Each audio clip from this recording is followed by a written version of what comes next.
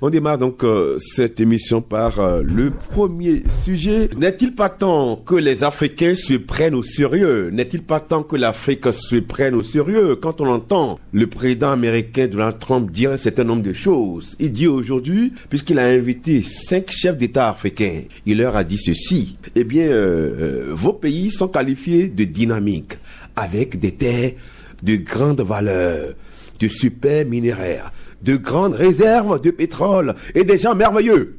Donald Trump a encore dit, face à ces 5 chefs d'État africains, il y a un grand potentiel économique en Afrique, comme peu d'autres endroits. Et pourtant, c'est encore ce Donald Trump, lors de son premier mandat. Il faut le rappeler, hein, c'est encore lui qui a qualifié les pays africains avec de merde. Je rappelle bien, hein, c'est encore Donald Trump qui avait qualifié, il faut le rappeler, c'était entre 2017 et 2021, puisque son premier mandat, c'était entre 2017 et 2021. Donald Trump a qualifié les pays africains, y compris Haïti, parce qu'il a mis Haïti dedans, de pays de merde. Haïti, mais aujourd'hui, il trouve que les Africains sont merveilleux. C'est même un département du Bénin. C'est un département d'Afrique du Sud, quoi. C'est un département du Bénin. Alors, il y a Zemilla là-bas. Il faut dire. Il y a Zemilla là-bas. En fait, il y a Zemilla en Haïti. Non, j'aimerais que les gens retiennent ceci. Il a qualifié les pays africains, hein, entre 2017, quand il était à son premier mandat, de pays de merde. Mais aujourd'hui, il trouve que en Afrique, il y a des gens merveilleux. Que l'Afrique regorge de richesses, de minerais, de pétrole. Il a invité 5 chefs d'État africains. Le Libéria, le Sénégal, le Libéria de Joseph Boaké, le Sénégal de Bassirou Diomaye Faye, la Mauritanie de Mohamed Ould Ghazouani, la Guinée-Bissau de Oumaro Sissoko Embalo, et enfin, il y a un dernier pays, hein, rappelez-moi ça. Le Gabon. Le Gabon de Oligui Clotaire. Oligui, voilà. Donc, il a reçu ces 5 chefs d'État. C'était dans la semaine même. Hein. Il y a 2 jours. Dans la semaine, il y a 2 jours. Il y a 2 jours. Et les gens se posent des questions. Que veut réellement le président américain? Pourquoi ce revirement par rapport au discours qu'il avait tenu en son temps? Est-ce qu'il n'est pas temps que les Africains se prennent au sérieux? Est-ce qu'il n'est pas temps que l'Afrique comprenne que nous sommes une force et que l'on doit rester ensemble pour constituer une force? Je commence cette fois-ci par Jacques Yedafou. Oui, je crois que je vais vous surprendre en disant que Trump est resté égal à lui-même. Il n'a pas changé. Il n'a pas changé et Trump est resté cohérent. Pourquoi vous le dites ainsi? Je vais vous l'expliquer. Et je prendrai appui sur des positions. La perception géopolitique du monde d'il y a 10 ans n'est plus celle d'aujourd'hui. Si l'Afrique continue de penser qu'il faut aller faire le... Salam alaikum. Non, c'est... Tendre la main? Oui, d'accord. Faire l'aumône. Voilà, demander l'aumône. Demander l'aumône, si demander l'aumône, oui.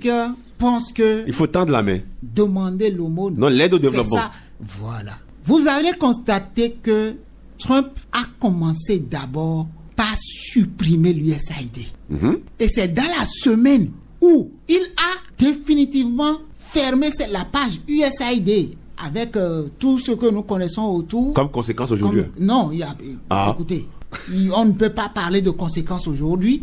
Tout ce que nous savons comme péripéties autour de l'USAID, il a fermé dans la même semaine. Il invite 5 chefs d'État pour leur dire, désormais la coopération, ce sera commercial, ce sera d'égal à égal. Vous avez quoi offrir aux États-Unis? Un partenariat gagnant. Vous avez quoi offrir aux États-Unis? Les États-Unis vont vous offrir quoi?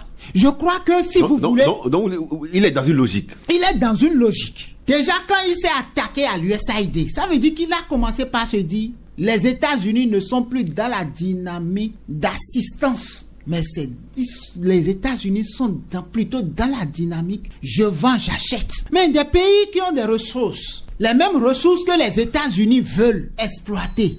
Mais au lieu de dire, nous, on vous vend nos ressources, les revenus que cela va générer, nous allons les utiliser pour développer nos pays. On préfère aller demander de l'aide. Je me rappelle, avec le Covid, je crois, il y a eu... au niveau du FMI ou des trucs là, la décision de remise des dettes Mais c'est en cela que je suis fier de certaines décisions. Les gens peuvent me traiter de tout, surtout du président Talon. Tout le monde. Je me rappelle à l'époque, celui qui était le chef de file, c'était le Sénégalais, comment il s'appelle, l'ancien président, oui, qui demandait la remise de dettes et tout. Et maintenant, quand cette décision est arrivée, Macky Sall, voilà. Et quand la décision est arrivée, on dit, on vous remet les dettes. Qu'est-ce que le Bénin a dit? Nous, on veut payer nos dettes. On ne veut pas de remission de dettes. Et vous savez, dans ce monde, aujourd'hui, on ne prête qu'aux riches. On ne prête qu'à quelqu'un de fiable. Celui qui est capable de rembourser. C'est pourquoi je dis aux riches, à quelqu'un de fiable. Vous n'êtes pas fiable et vous voulez qu'on vous prête de l'argent. C'est vous qui tendez la main tout le temps pour demander l'aumône. Et vous voulez qu'on vous prenne au sérieux. Non, on ne peut pas vous prendre au sérieux. Et je crois que la vision de Trump, depuis qu'il est arrivé, il est en cohérence. Ils ne sont plus dans l'assistanat. Trump est pragmatique. Et ça se comprend. C'est un homme d'affaires. Il veut gagner de l'argent. C'est un capitaliste. Il veut gagner de l'argent. Et si un pays veut aussi gagner de l'argent, veut du gagnant-gagnant, lui, il est prêt. Mais si vous voulez de l'assistanat, il n'est plus prêt à faire de l'assistanat. Qu'est-ce qui amène la situation au Sahel? C'est l'assistanat, là. S'il n'y avait pas cette situation d'assistanat, on n'en serait pas là. La plupart des maux qui minent l'Afrique résultent de cette situation d'assistanat indéfinie. Et donc, moi, je salue plutôt. Et j'estime que c'est une nouvelle ère que Trump est en train d'ouvrir pour l'Afrique. Ok. Arnaud Kako, vous, quelle analyse faites-vous de cette rencontre? Je pense que Donald Trump a évolué dans sa perception sur l'Afrique. Okay. Son premier mandat, il avait traité les pays africains de quasiment moins que rien. Parce qu'il se disait qu'est-ce qu'il a attiré. Donc il n'avait pas un partenariat aussi carré avec ces pays africains-là. Vous allez constater que ce n'était pas aussi développé. Et quand il est revenu, et là, comme je peux rejoindre Yeda Fou pour dire que il est fidèle à sa diplomatie, sa politique, c'est-à-dire faire son business. Bien évidemment, il y a quelques mois, il avait son secrétaire d'État ou vice-secrétaire d'État qui avait fait une tournée, qui a fait savoir que lorsque on fait, même les ambassades aujourd'hui ont des objectifs, c'est-à-dire il faut faire du business. Ils ont transformé les ambassades en guichets économiques, et donc forcément il faut aller chercher tout ce qu'il y a comme partenaire. Et vous n'êtes pas sans savoir que la Chine, en termes de présence, tout à fait, sur le continent africain, a une présence plus marquée, plus poussée en termes d'échanges économiques que les États-Unis. La Chine est partout en Afrique. Et donc les États-Unis également cherchent des débouchés, cherchent également des pays avec lesquels échanger pour reprendre sa place de numéro 1 mondial. Même si officiellement ce sont les États-Unis qui sont en tête, la Chine les a devancés. Et donc ils cherchent partout les moyens pour reprendre les attaches. Les États-Unis veulent contrer l'influence de la Chine. Forcément. Sur le continent. Il faut le faire sur le continent. Et quand vous voyez un peu les pays qui mais il n'y a pas que la Chine, hein. Il n'y a pas que la Chine. On sait il y a la Russie aussi. Hein. On sait que la Russie est déjà présente, forcément. Les forces, avec les pays de l'Est. Oui. Les forces doivent chercher le point d'ancrage. Et donc, lorsque vous voyez les pays qui sont choisis, je prends le Gabon. Le Gabon est un pays géostratégiquement bien placé. Le Gabon est dans le golfe de Guinée. Et ce pays a quasiment 800 kilomètres, d'accord, de plage. Non, 800 km carrés. Et donc, 800 km carrés, pardon. Et donc, c'est un pays que les États-Unis recherchent quand même dans la zone là pour pouvoir implanter quand même sa base militaire. Ce pays-là peut servir de base arrière pour les États-Unis pour desservir la zone. Le Gabon a également des terres, d'accord, des minerais rares, des terres, et c'est ces produits-là qui peuvent servir parce que dans le business, aujourd'hui, ce sont des minerais. Lorsqu'on voit un peu le Congo, qui est déjà divisé avec les pays du Golfe arabo-persique, avec la Turquie, avec comment dirais-je, le Qatar et les Européens qui sont présents, il faut aller chercher d'autres terres, d'autres... Donc des terres vierges. D'autres nations pour pouvoir aller faire ce business-là. Il faut aller chercher le monopole. Et donc le Gabon fait partie de ces nations-là qui sont des terrains neutres, je dirais, en griffe à exploiter. Et donc c'est justement pour ça que aujourd'hui, il a évolué dans sa perception. Il faut aller réellement faire les affaires avec les Africains et non les regarder de haut.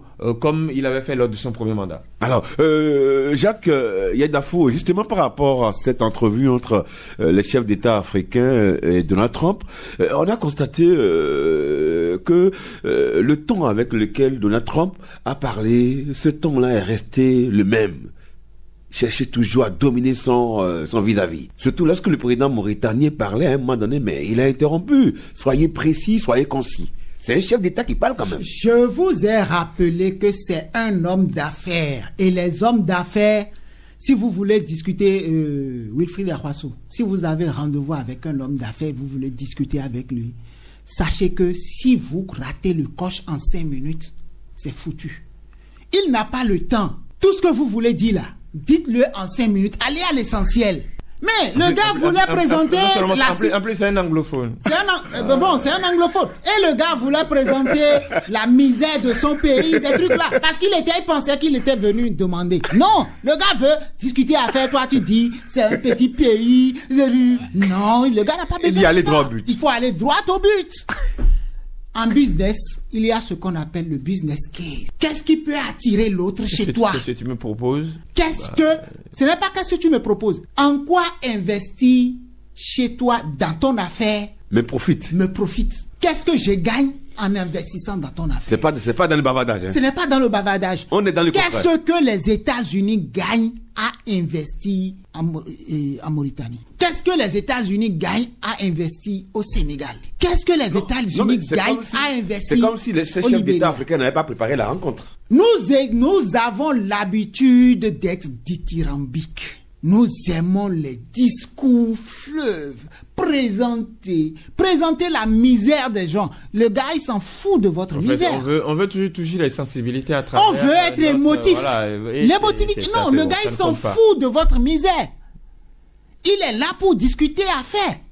Et vous l'avez rappelé, les ambassades aujourd'hui, c'est comme des guichets de commerce. Et c'est exactement ce que Patrice Talon avait commencé par faire en parlant de diplomatie économique, coopération économique. Si les gens ne comprennent pas que nous sommes à une ère où l'émotif doit être mis de côté et d'être pragmatique, c'est comme ça on va les traiter. Vous pensez que il a fait, avant même de les inviter, il savait, il les a choqués, il a voulu choquer l'Afrique en invitant ces gens-là parce qu'il savait qu'ils viendront faire ça. Pourquoi n'ont-ils pas invité Patrice Talon? Parce qu'ils savent que Patrice Talon ne viendra pas présenter la situation de misère de son pays, mais il ira leur dire, le pays a besoin, est capable de vous vendre telle chose. Vous, qu'est-ce que vous nous rapportez en retour? Vous êtes parti à une réunion comme ça, de coopération, et vous n'avez aucune proposition sous la main. Et vous voulez que les gens vous respectent. Ouais, mais est-ce que les gens n'ont pas été pris de coup aussi? Oui. Je pense ils ont été invités, non? Est-ce qu'ils n'ont pas été invités? Même si c'est à une semaine, même si c'est à 2 jours.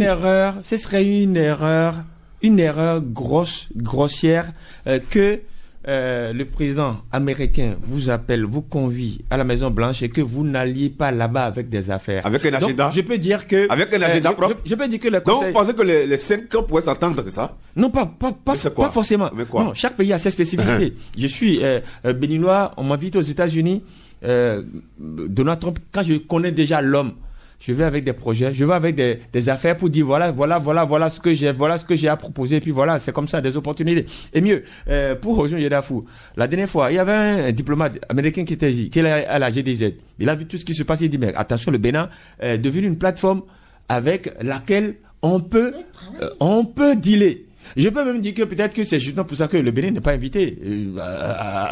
Oui, parce qu'il a dit que le Bénin est devenu attractif en termes d'opportunités d'investissement. Il faut déjà comprendre là où on place le Bénin.